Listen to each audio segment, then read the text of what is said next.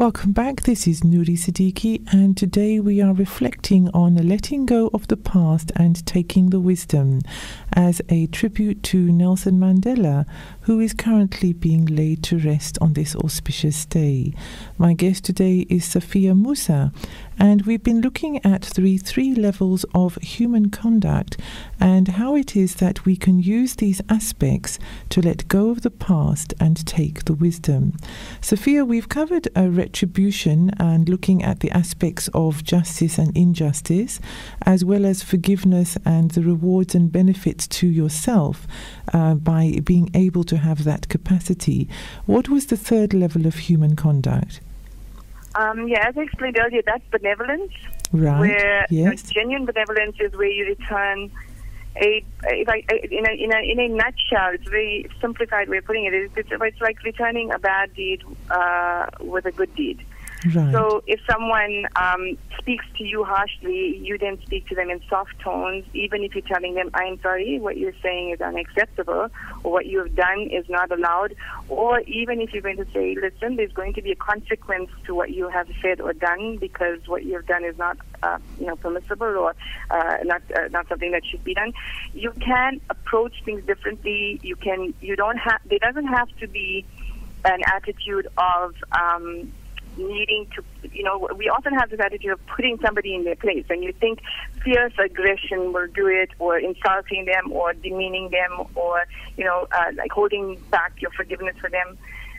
It's when we forgive somebody, it's like almost giving them one but getting 10, because by forgiving them, yes, I'm sure you'll put them at ease too. That's what they'll get. But what you do for your internal side and your spiritual side is tenfold or even not more. Allah knows best. But where we reach a point of benevolence, and Nabi Sallallahu Alaihi Wasallam is the best example of this. He was the ultimate in benevolence, where he even fought battles in the cause of Islam, but he had a benevolent nature where even he was able to forgive and also then make dua for the person who had done him injustice. Yes. He wouldn't just stop at forgiving. He would wish them the best. He would respect them, and he would openly respect them. When like I said, an act of benevolence, the person who was party to driving him out of Makkah and making his life so difficult, and resulting in the hijrah being revealed to the Prophet that that's what he would do, was Abu Sufyan, his own uncle. And Yes. I think Abu Sufyan was amongst those who were planning to kill him as well the night before he fled from Makkah.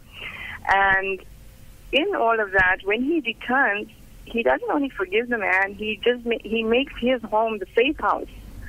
I'm sure if you think about it, imagine Abu Sufyan listening to all of this. And Abu Sufyan's wife was the one who actually had Nabi Sallallahu Alaihi Wasallam's uncle Hamza murdered in battle.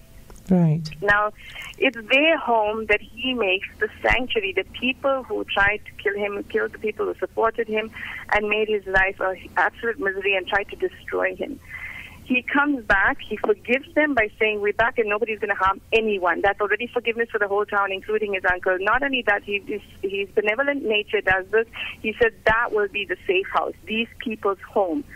Imagine what it did to their understanding of Iman and what Islam really is when he did that. Right. His worst enemy and an enemy of Islam now knew that I can try and destroy them and they will forgive me and they will actually give me respect back.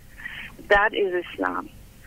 But so the intention again, is that I have to qualify that it has to be done with wisdom. We have to be wise about what we're doing because it has to influence a positive change in the people that you're being benevolent with. Well, what you're talking about as well is that the space that you're coming from is with your higher consciousness. So in the awareness, for example, in our 99 names, we have the just, and we have the all-forgiving. We have the benevolent, the merciful, the kind, the compassionate. So it's all these higher consciousness words that we have right there in the 99 names, that when we stay connected with that we are connected. So if we try to put something something right by using our lower self, where we have, in the lower conscious, we have anger, we have resentment, we have unforgiveness, we have jealousy, envy. We want to do power struggles. We must be in control, manipulating. And so it's letting go of that, the surrender to basically the ego self, where we've edged God out. Is that what you're referring to, Safeeyah? It is, and particularly since you're making reference to this being a tribute to our Madiba, he is just, I think, is a perfect example to use as this. If you think about it, I don't know. I can't tell you I'm an authority on this, but correct me if I'm wrong. I don't think there has ever been a state funeral as large as this, ever. No. For any person in history, okay? Yes. I'm talking about leaders of countries now. I don't think it's ever happened. And Mandela, he was in jail for 27 years. He went through what he did. He stood for justice. He even fought. He made mistakes. He's done the wrong thing and the things that worked out. He's like every other human being. But nobody is here because he spent 27 years in jail. Nobody is here because he was the one who got freed. They're not here because he was the first black president elected in South Africa. They're not here for that. Yes. They're here because this man was so benevolent that he touched across oceans to other people in a way that they want to be noted as being here at the time of him being put to rest. They want to be seen, to be associated with this kind of character, because I don't think that I can't find another leader in the world of politics and of the countries that we're talking about. I'm not talking now about the prophets. I can't find another leader that I can say has the qualities that Mandela has, and I can't tell you I know them all, so again, I'm qualifying. But I'd be hard-pressed to find somebody who has this kind of nature and stature, that he's touched people in such a big way that they're not here for him. They're here, let me tell you, as for the way I see it, they're here for themselves, because they want to be seen, to be associated with a quality of character like this. And also to illustrate that the level of inspiration that Nelson Mandela has left on the world, where people have hope. They can believe in justice. They can believe in forgiveness.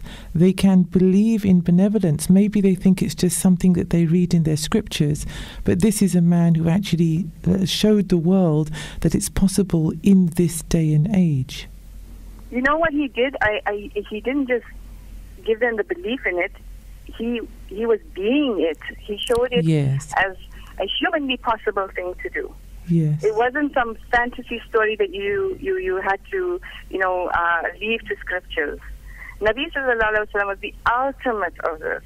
Yes. And in the context of us lesser humans, Mandela stands out in being able to give fruition to a lot of these values that we have been taught in terms of our humanity. I don't know if how many of the listeners have heard the 100 monkey syndrome, where enough people are thinking of the same thing at the same time. No matter how scattered you are in the world, it becomes a collective consciousness. Yes. Because energy travels. And, I won't go into the story of the 100 monkey syndrome because it's based on monkeys, but, anyone can look it up. The story is amazing to prove that this collective consciousness happens, where thoughts can happen in one continent and people from another continent start thinking the same thing. Yes. So, it would be interesting for our listeners to look that up. Because I appreciated that Nelson Mandela stood up for justice, and he made a stand for Muslims as well. He said that South Africa would never be free as long as Palestine wasn't free, and he made a stand for injustice for anyone in any unjust situation anywhere in the world. Being a Muslim, obviously, it impacted on me that he stood up for the injustices that our Muslim brothers and sisters are experiencing everywhere. So I really appreciated that, and I appreciate that anyone stands up for justice for any person who's being suffering an injustice. But this really stood out, and I felt in a way to appreciate it. I approached a couple of international artists and seed artists and whatever, and I said, it would be great to do it from a Muslim because he had a bravery that I really appreciated. I really respected him because he stood up even though there were repercussions to him saying these things. I had a response from one of the artists, Najim Shiraz, who dedicated the most outstanding song to Madiba. It's as though Madiba is speaking the words. The entire song is as though it's coming from Madiba's first person. Beautifully written, but the one line which I think impacts a lot on what we've been discussing and what you were trying to highlight in your program today is, this is the time to forget the past. Let's give each other a chance. Yes. And, if it's such a beautiful song. I'll actually put up the lyrics on my Facebook, so if anybody wants to look, the words are so beautiful. The song itself is absolutely amazing. It's also already on my Facebook, so if you just log on to Spiritual Chords, SPIRITUAL and CHORDS. Spiritual Chords. Just click on the link. It's one of the top links that has the song in it, and I'll put up the lyrics too now. It actually made me feel like, you know what? I want to be friends with the world. I want to love everybody. It was just, and it was triggered off by the way the song was presented, and also in the whole ambience now of understanding what Madiba stood for and what kind of personality he was. And then it sent a ripple effect reminding me, well, the ultimate role model of all role models who gave us this example that the Madibas of the world follow was Nabi Sallallahu Alaihi Wasallam. And it just made me feel like, you know what, I want to make dua for everybody. I don't care who they are, what they've done. I just want everybody to know that I made dua for them, and I want Allah to be able to give us all the hidayat and make us all peaceful with each other. And yes, we'll have up and downs, but gross injustices hopefully need to stop. The other thing is Madiba quotes this whole week on my Facebook page, which is not the Spiritual Chords page. It's a page called Safeeyah Moosa, which is just my name spelled. And so if people want to look at them, please do, because there's the man said the most profound things. I want to just quote one of them again with your permission, which is so beautiful. And again, Nouri, I think it epitomizes what you were trying to do in your program today. And he said, as I walked out the door towards the gate that would lead me to my freedom. So this is written at a time now he's leaving prison, okay? Yes. So as I walked out the door toward the gate that would lead to my freedom, I knew if I didn't leave my bitterness and hatred behind, I'd still be in prison. And that, when I read it, it sends shivers and goosebumps down all profound. The time. It means so much. When we don't forgive, we are imprisoning ourselves. Yes. I'd love everybody to know this quote. I'd love everybody to be able to live this quote. I'd like everybody to make a pact now as we're listening to this program that we're going to try for our own betterment so that we are held amongst those in Allah's favor.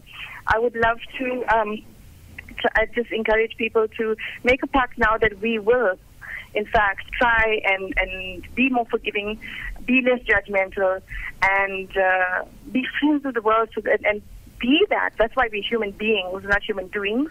Yes. Be that, so that that's the benevolence we can offer, so that we can hopefully walk some of the footsteps that Nabi Sallallahu Alaihi Wasallam did, and hopefully influence other people to walk the same way.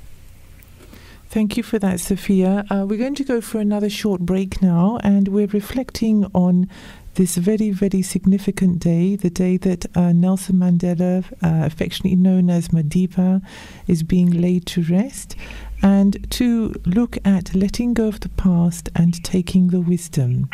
We've been discussing the 3 levels of human conduct: retribution, forgiveness, and benevolence. And we'll be back with Safeeyah Moosa for more after.